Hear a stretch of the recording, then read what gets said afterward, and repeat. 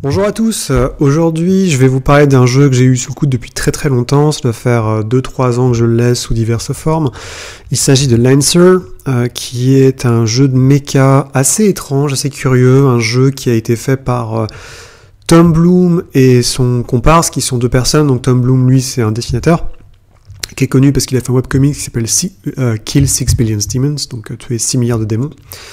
Et son pote, je crois, si je me souviens bien, est lui aussi game designer. Ils ont un peu cette espèce de verbe parce que lui est vraiment un fou furieux, hein, quelque part, puisque c'est quelqu'un qui va avoir dessiné son comics, concevoir des jeux de rôle.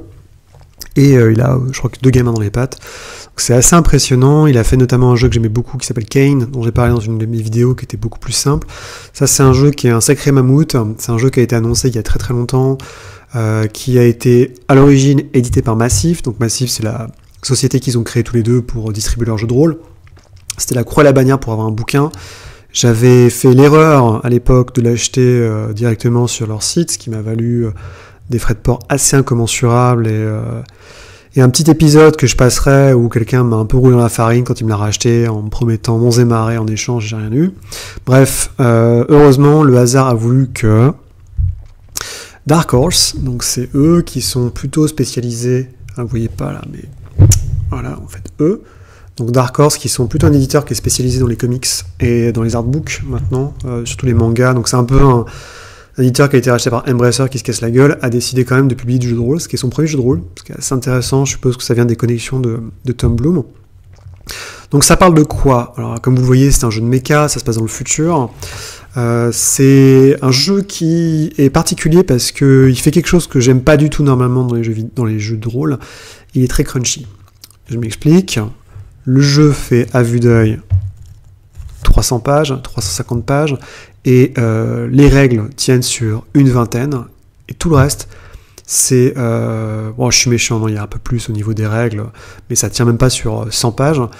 Tout le reste, c'est vraiment que du matos, et surtout que des frames. Donc les frames sont vraiment le cœur du jeu. Vous allez comprendre tout de suite. C'est un jeu qui est basé essentiellement sur Donjons et Dragons 4, avec un aspect très jeu vidéo et jeu de société qui est complètement assumé. L'univers est, bon, il vaut ce qu'il vaut. L'idée, c'est que vous jouez dans un monde... il y a une sorte d'apocalypse, enfin, en gros, il y a une déconnexion complète de tous les mondes. On joue très longtemps dans l'espace, dans le futur. Les mondes ont été déconnectés et on joue à cette époque de la entre parenthèses reconquête, où le cœur de l'humanité va venir au fur et à mesure dans les mondes qui ont été déconnectés pour les aider à se reconnecter, sachant que, essentiellement, hors de ces mondes-là, il n'y a plus de problème de nourriture. C'est un peu comme Star Trek, il n'y a plus de problème de nourriture, il y a moins de conflits, on va dire. Et l'idée, c'est que dans ces mondes-là, on va utiliser des lancers qui sont une espèce de gros mechas pour plein de choses, notamment pour résoudre des escarmouches, des conflits, parce qu'il reste qu'il y a plusieurs factions, il y a des maisons nobles un peu à la Dune, il y a une sorte de fédération comme dans Star Trek. Il y a beaucoup de choses, et l'idée, c'est que tous les mondes locaux ont assez pour créer leur propre lancer, donc pour un peu survivre, parce que les mondes sont hostiles, il y a des aliens, il y a des virus, il y a plein de choses, et l'idée, c'est que vraiment, vu que ça fait tellement de siècles que des mondes sont séparés les uns des autres, il y a des secrets qui remontent à la surface, des fois, justement, il y a des races robotiques, parce qu'il y a aussi des robots pensants, ou des extraterrestres qui sont réveillés, qui ont été détruits il y a des milliers d'années et qui se réveillent dans la croûte de la Terre par exemple d'une planète. Ça, c'est un des scénarios d'une campagne qu'ils n'ont jamais fini. C'est un autre problème, j'y reviendrai. Et ils attaquent en fait les pauvres colons, et donc vos joueurs sont chargés de venir les aider pour découvrir ce qui se passe. Il y a quelques choix moraux. Le système de jeu en tant que tel, hors du mecha, est extrêmement simple. En gros, vous avez un niveau. Donc ça, les niveaux, c'est comme un donjon. Vraiment, votre personnage est fait par niveau, mais les niveaux vont augmenter automatiquement. Vous voyez qu'en fait, le niveau maximum, c'est le niveau 12. En fait, c'est votre niveau de licence. C'est-à-dire que à chaque fois que vous allez finir une mission ou que le MJ juge que c'est adéquat, votre niveau de licence augmente. À chaque fois que votre niveau de licence va augmenter, ça vous permettra d'accéder à des nouveaux blocs pour customiser votre robot et à des nouvelles licences. Donc, parce qu'en fait, dans le monde, vous allez voir, mais il y a 4 grands constructeurs de robots, et donc pour avoir accès à un nouveau constructeur de robots, il faut avoir un certain niveau, disons, d'autorisation. La création du pilote est extrêmement simple, il a un background qui lui donne des petits bonus. Le système de jeu était, donc il y a des triggers, hein, c'est comme un peu comme dans Fate, le système hors enfin comme je disais, hein, le système hors des mechas est extrêmement simple. Ce qui peut poser problème évidemment pour certaines choses, mais qui fait le job en fait concrètement dans ce qu'il y a. Comme vous voyez, ça c'est évidemment la grande force du jeu. Outre ces règles sur lesquelles on va revenir, enfin je vais essayer de revenir parce que ça fait un petit peu longtemps que j'ai posé là-dessus, mais l'idée c'est que le jeu en lui-même, en tant que maquette, et surtout par tous les dessins qui sont présents, parce que c'est quand même un bouquin qui fait plus de 300 pages, est vraiment très très très impressionnant. Et le cœur du jeu, votre Lancer, donc le mech, va être basé sur 4 caractéristiques, on va dire pour aller vite. Le hull, donc qui est comment on appelle ça ? C'est l'extérieur en fait de votre, c'est l'armure grosso modo de votre mecha, l'agilité pour se déplacer, les systèmes qui vous permettent de pirater et en fait lancer, c'est la magie grosso modo, donc c'est pour pirater à distance les autres mecs, et l'engineering qui vous permet en fait, ce qui est votre résistance, c'est l'endurance aux éléments, et surtout qui vous permet de pousser votre mech au-delà de ses capacités standards, parce qu'il y a tout un système d'overdrive, de turbo qui est très très important pour changer un peu le cours du jeu. Les structures sont les suivantes, donc vous avez des frames, donc les frames c'est le châssis, donc c'est ce que vous avez, c'est votre robot, comment il est défini par le type de constructeur et ce qu'il fait. La taille, donc il y a 3 tailles, l'armure.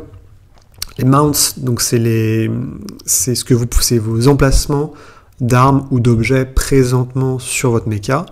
Il y en a généralement, vous en avez un majeur, deux mineurs, pour en avoir un lourd et compagnie. Ça dépend en fait vraiment des conceptions. Les armes c'est pareil, hein, elles sont auxiliaires, donc ça peut être un pistolet, ça peut être un gros lance-roquette, c'est super heavy. Différents types de combats, donc le mêlée, avec des armes qui ont un peu une distance, généralement ça va être des épées laser par exemple. Le CQC c'est vraiment très très proche, c'est des lance-flammes, des fusils à pompe, donc c'est un peu plus de distance déjà, mais ça c'est mal nommé pour moi parce que en gros c'est portée courte, les fusils, les roquettes, les canons, et les Nexus qui sont en fait des espèces de drones que vous pouvez lancer. Les dégâts ont différents types, donc kinétiques, explosifs ou énergie. Certains vont provoquer de la chaleur. La chaleur c'est très mauvais parce que ça fait augmenter votre générateur et ça peut vous cramer. Donc ça va saper en fait la puissance de votre mech. Les points de système, c'est en gros si je vous dis pas de bêtises, c'est pour améliorer, vous donner des systèmes supplémentaires, donc c'est une sorte de petits pouvoirs sur votre personnage. Et les core systems, ça c'est en fait c'est une espèce de coups spéciaux, de limites très limités que vous avez, quand vous les avez dépensés, c'est fini. Pour les récupérer, c'est assez compliqué. En fait. Alors, généralement, si le MJ Magnani peut vous en donner à chaque début de mission. Après voilà, le reste des stats va un peu de soi, c'est pas extrêmement compliqué.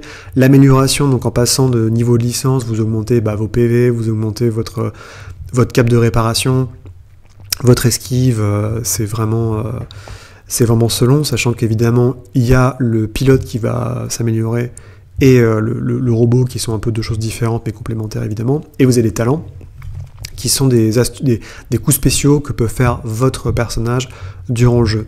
Donc là, on vous donne un exemple de personnage. La création est assez facile. Ça, c'est vraiment assez simple, en fait. C'est le découpage du temps. Donc en gros, c'est qu'est-ce que vous êtes, la première session, comment est-ce que vous avez monté votre groupe. Le jeu est une forme extrêmement libre. Et le cœur du jeu, évidemment, qui est très très jeu de société, jeu vidéo, qui constitue le cœur du jeu, c'est la mission. En gros, je vous donne un briefing. Je vous donne vos préparations, les réserves que vous avez par rapport à l'équipement supplémentaire. N'oubliez pas, dans un monde en fait où il n'y a plus vraiment de problème par rapport, tant que vous n'êtes pas sur les planètes un peu perdues, donc vous avez la possibilité potentiellement de faire réparer votre méca. La mort même n'est pas un problème parce que vous pouvez être potentiellement cloné. Et après vous y allez, ça se finit par un débrief. Il y a beaucoup de jeux narratifs, en tout cas tant que vous êtes hors du méca, c'est fait un peu exprès, donc là vous voyez c'est vraiment les règles sont extrêmement simples pour jouer hors de votre méca. On se pose pas trop de problèmes, hein, Et comme vous voyez, les illustrations sont vraiment très très fortes pour donner l'atmosphère de ce jeu. Et le downtime, c'est le moment où vous vous réparez, vous faites des missions un petit peu de votre côté, comme dans Warhammer, les Endeavor. Vous pouvez pas vraiment améliorer votre robot, mais vous pouvez au moins essayer de récupérer des avantages tactiques pour la prochaine mission, ou aller boire un verre. Il y a toute une liste en fait assez bien foutue. Et ensuite, on arrive vraiment au gros du jeu, qui est le combat mecha. Donc, oui, il vous faut potentiellement des hexagones ou une carte, parce que sinon ça va être très très compliqué, ou alors vous jouez sur internet. Sachant qu'ils ont un truc qui est très très fort, ils ont fait une application pour téléphone qui vous permet d'automatiser tous les éléments pour les joueurs. C'est-à-dire qu'en fait, les joueurs peuvent créer son mecha sur son téléphone, et ils peuvent lancer des combats. Comme ça, il sait exactement les actions qu'il peut faire par tour, finir son tour, c'est très très bien fait, c'est entièrement gratuit, open source. Et donc voilà, l'idée principale, c'est que vous avez, grosso modo, très peu d'actions, vous pouvez bouger, c'est automatique. Ensuite, soit vous faites une action pleine, où vous avez 2 petites actions, et éventuellement, une fois par tour, vous pouvez overcharge, donc c'est ce que je disais, c'est une espèce de turbo, pour gagner une action rapide supplémentaire, et par contre, vous prenez un dégât de hit, donc en fait, vous commencez à chauffer. Et ça, c'est le cœur du jeu. C'est pas beaucoup plus compliqué que ça, en fait, parce qu'après, il y a évidemment des complications, notamment au niveau des mouvements, c'est là où ça devient très important, puisque vous êtes censé être dans des lieux qui peuvent être des montagnes ou des villes, donc il y a plein de règles de déplacement, des règles de chute, des règles d'engagement, qui ont, comme vous voyez, une densité assez forte dans les règles. Il y a aussi la téléportation, du vol, tant qu'on y est. C'est une fois qu'on est dedans, ça va, mais c'est vrai qu'à lire, on se dit c'est assez violent. Et l'idée, c'est que c'est comme dans Warhammer Battle. Les armes ont différents effets avec du blast, de la différenciation, du burst, des cônes. Il y a différents types d'attaques, donc évidemment les attaques de portée, les attaques tech, donc qui sont des piratages qui sont faits à distance. Les dégâts. Donc, vous avez pas mal d'exemples qui vous sont donnés évidemment pour essayer d'illustrer le jeu et comment ça se passe. La description des actions que vous pouvez faire, donc les actions rapides, grosso modo, vous donnez un coup de boost pour aller plus vite. Grapple, c'est soit attraper, en fait, tenir un adversaire, essayer de vous cacher. Ça, c'est très très important. En fait, il y a un système où, puisque le principe, c'est que vous pouvez tirer que ce que vous voyez ou ce que vous détectez avec vos senseurs, vous pouvez potentiellement vous cacher, ce qui vous permet de vous désencacher du combat, et donc de ne pas vous faire tirer dessus par les adversaires tant qu'ils ne vous auront pas vu. C'est très similaire. Si vous avez joué aux jeux vidéo XCOM, c'est un peu pareil. Quick Tech, c'est pour pirater. Le scan, évidemment, c'est pour essayer de détecter les gens qui se cachent.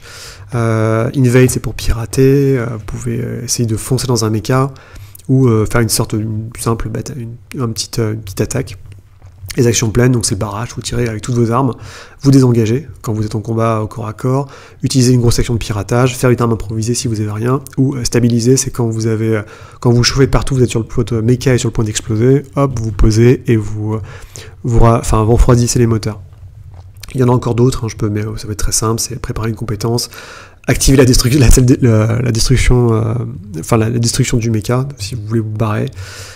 Et après, donc, on a vraiment tous les concepts des jeux, donc l'overcharge, qui est le fait de monter, de prendre de la heat, de la chaleur pour faire des actions supplémentaires, des réactions, des actions gratuites, et le cœur du jeu va être ça, c'est-à-dire qu'on vous donne les règles qui sont certes denses mais assez simples, et toute la subtilité du jeu va venir du fait que vous avez des frames, donc des châssis d'armure, des châssis de robots qui vous donnent des compétences particulièrement spéciales. Vous avez les compétences de joueurs, mais ça c'est pas très intéressant.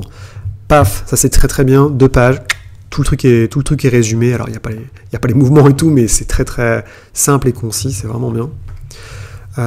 Les conditions évidemment, la terminologie si vous avez besoin, donc c'est plutôt, encore une fois, ça peut paraître extrêmement dense et velu, mais c'est plutôt bien expliqué. Les dégâts, donc les différentes pénalités qui peuvent vous infliger, notamment le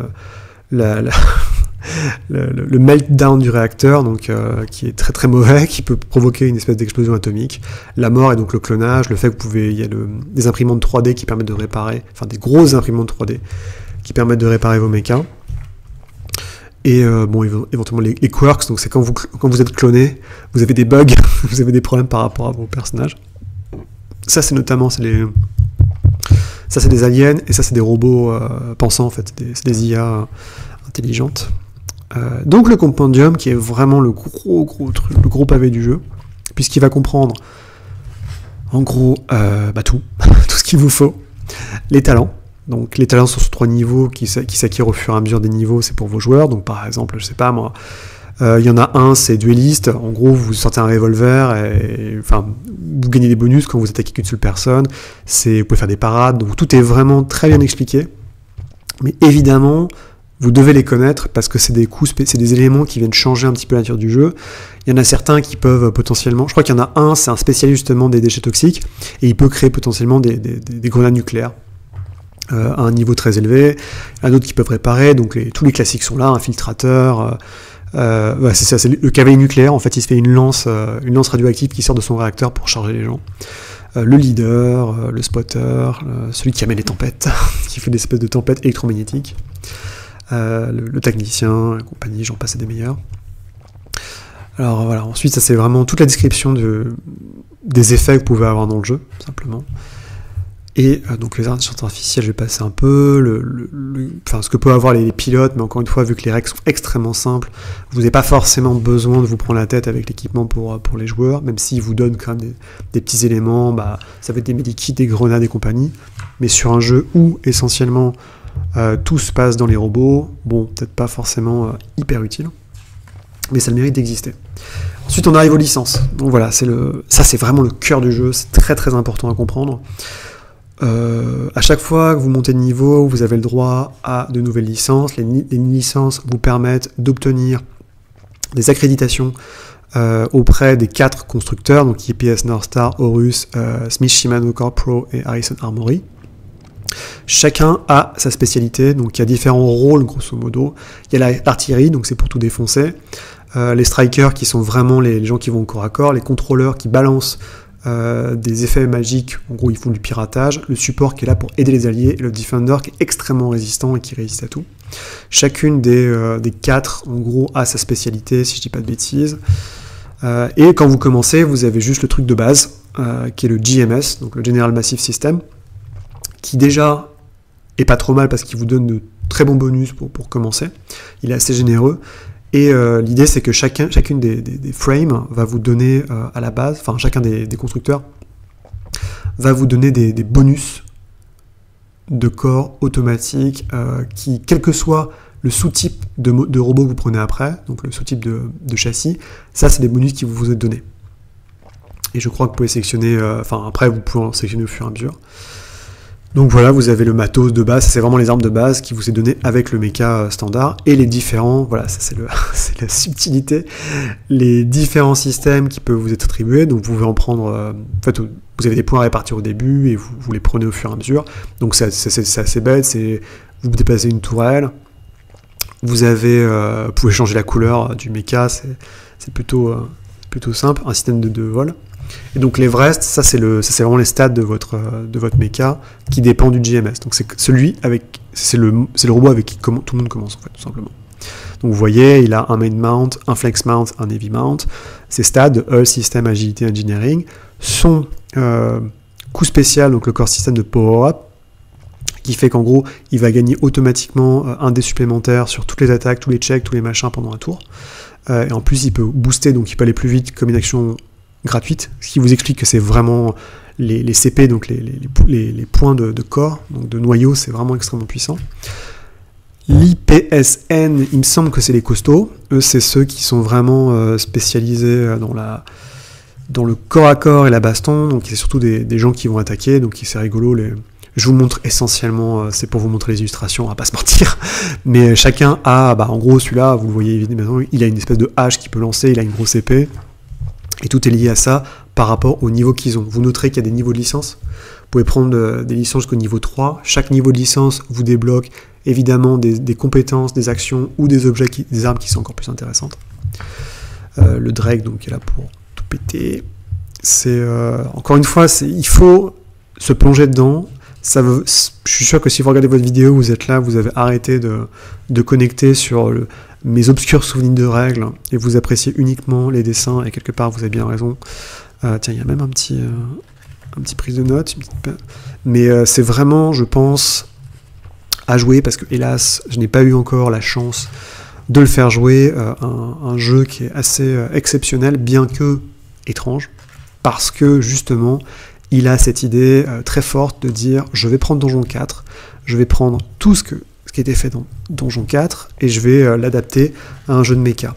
Je sais que Donjon 4 avait été extrêmement polarisant, donc SSC, je crois que eux c'est plus sur le contrôle et la manipulation dans les Witch, c'est vraiment, ils sont très très forts pour les systèmes notamment.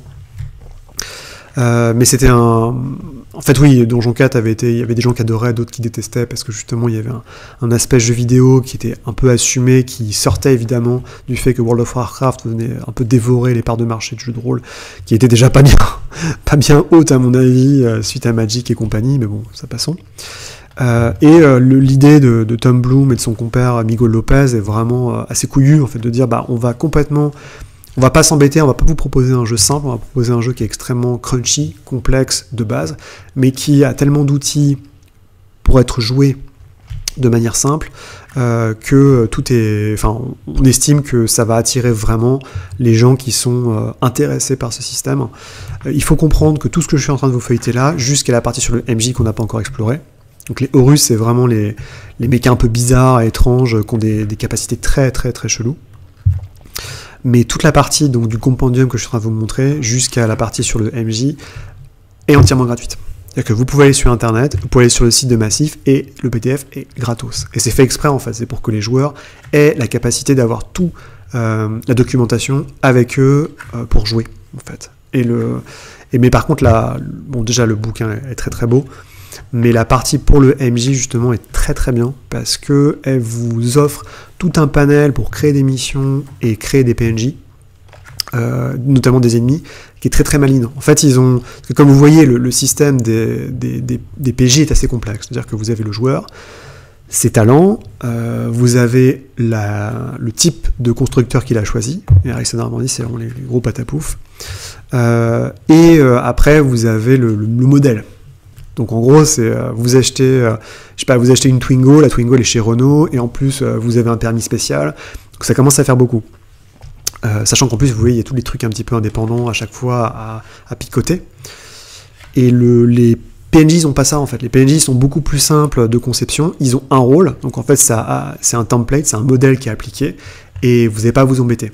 Et après, vous pouvez appliquer donc ça va être un rôle attaquant, le rôle de sorcière qui est pour contrôler pour essayer de pirater vos PJ à distance.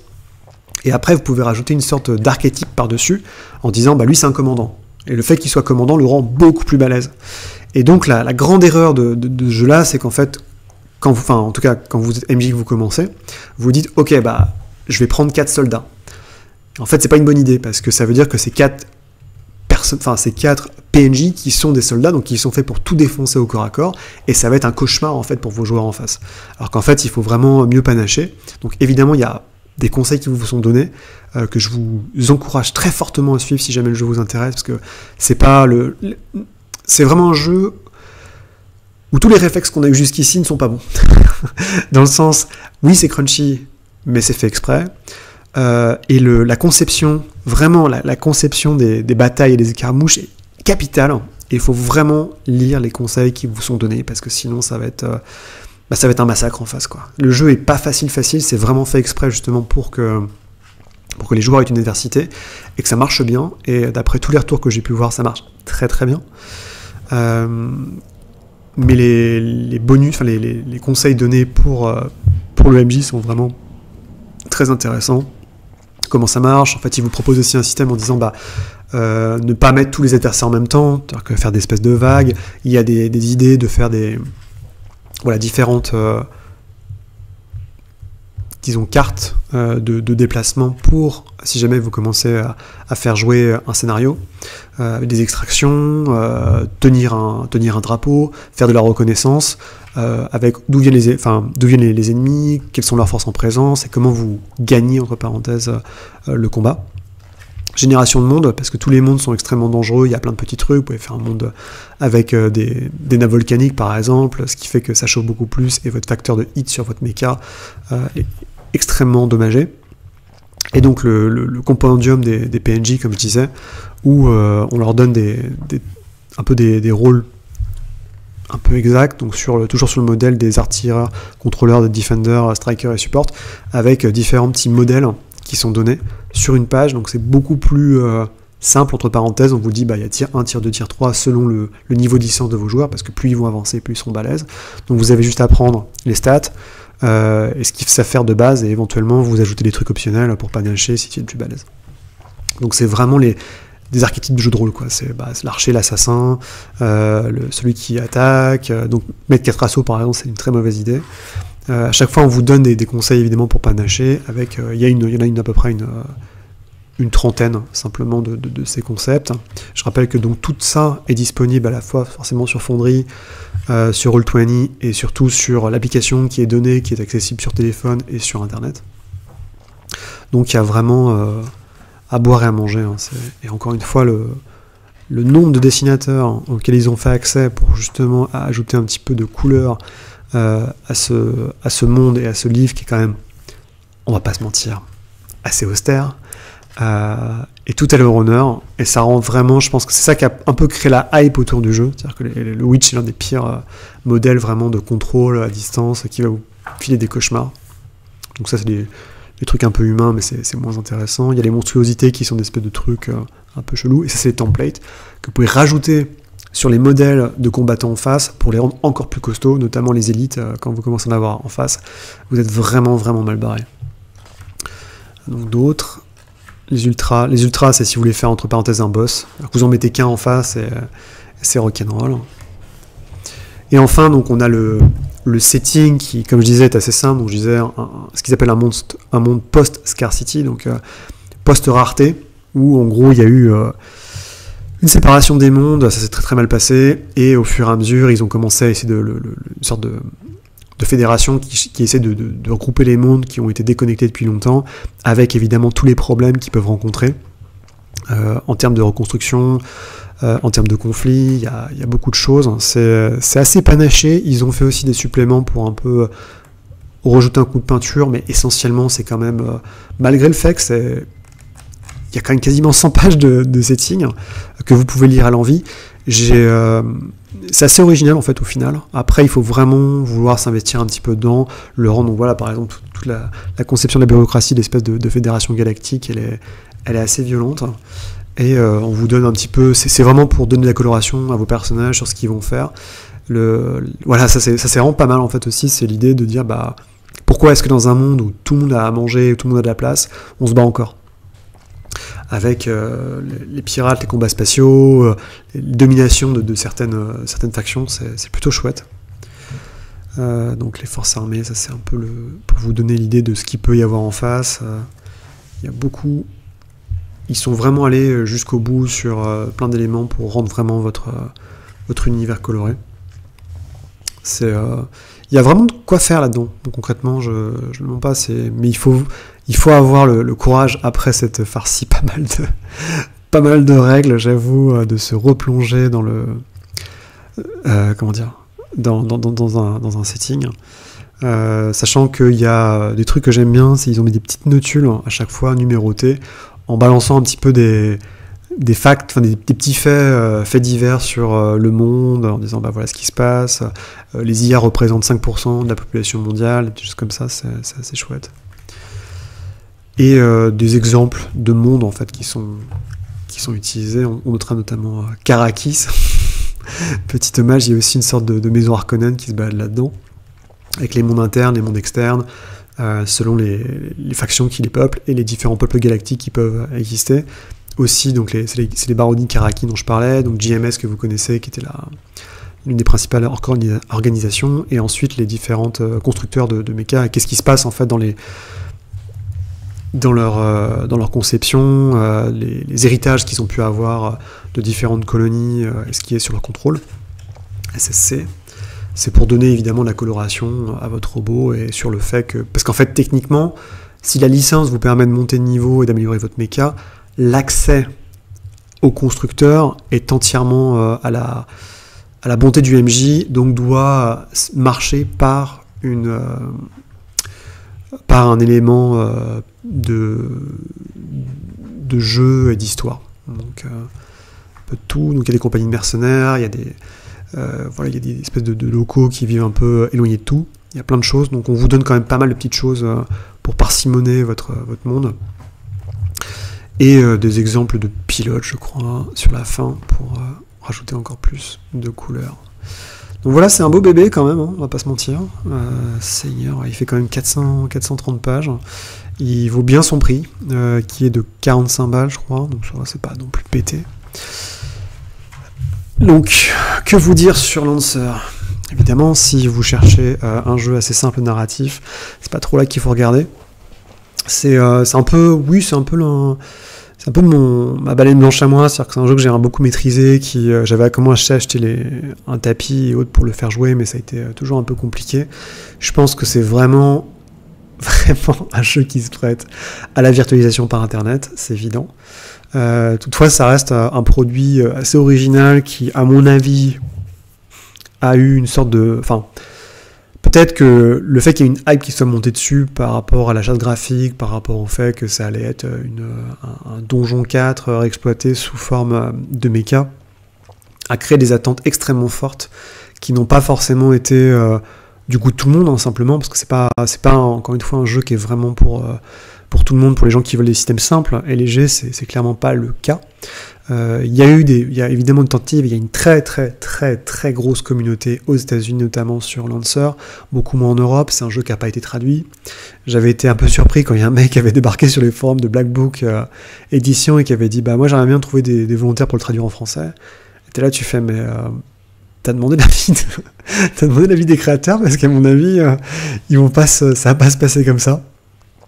Mais ça reste, il y a plein de contenu. En fait, la grande intelligence de ce jeu, c'est de passer des licences third party, donc pour les gens qui veulent créer du contenu alternatif, supplémentaire, comme beaucoup de gros jeux de rôle, hein, comme pour Le Monde des Ténèbres, Chaosium fait ça, mais eux ils le font par itch.io, donc c'est encore plus simple et c'est plus rapide, il y a très peu de réglementation.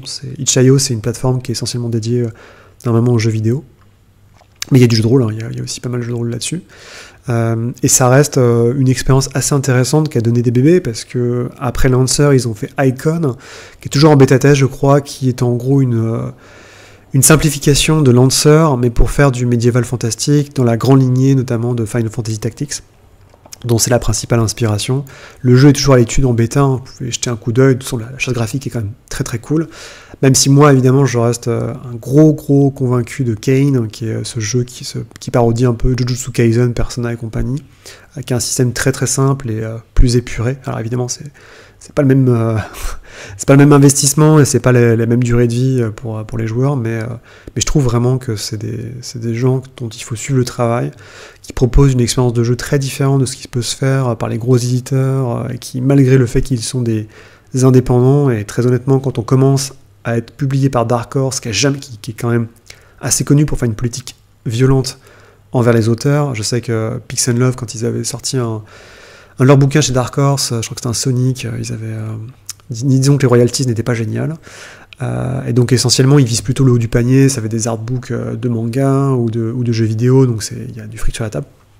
Donc je trouve ça quand même assez fort qu'il ait réussi à faire publier son truc par Dark Horse, et ça permet de l'avoir vraiment accessible au plus grand nombre, parce que le bouquin à l'origine, quand vous l'achetiez, c'était un cauchemar, quoi. Il y avait très très peu de copies. Et je noterai aussi, ça c'est nouveau, je suis sûr, dans la version originale, il n'y avait pas de relief, et là on fait toute la partie des mechas, c'est un plastique, alors que tout le reste c'est du teint mat, donc il y a des petites choses un peu différentes par rapport à la V1, même si je crois que les règles sont quasiment identiques. Et si vous êtes américain, ou si vous êtes vraiment très très riche, je crois qu'ils proposent une version avec une couverture alternative sur le site de Massif, mais moi c'est bon, j'ai déjà donné. Donc en tout cas, voilà, c'est ce que je pouvais vous dire sur Lancer, qui traînait dans ma bibliothèque, dont j'avais envie de parler depuis très très longtemps. Je suis pas sûr que ça convainque grand monde, mais c'est un jeu, comme je dis, hein, quasiment toutes les règles pour jouer sont gratos sur internet. Et il y a quand même des gros aides gratuites qui sont disponibles pour rendre le jeu le plus efficace et simple possible. Mais je pense que ça convaincra essentiellement des figurinistes. Ce que je peux comprendre, puisque le jeu se base essentiellement sur un jeu de combat, et pas forcément sur tout ce qu'il y a autour. Et la dichotomie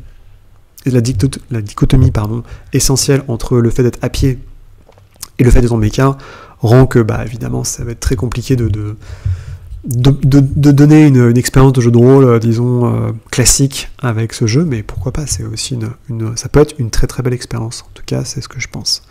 Voilà, c'est tout ce que je pouvais vous dire sur Lancer, et je vous souhaite une très bonne soirée, et à très bientôt. Salut.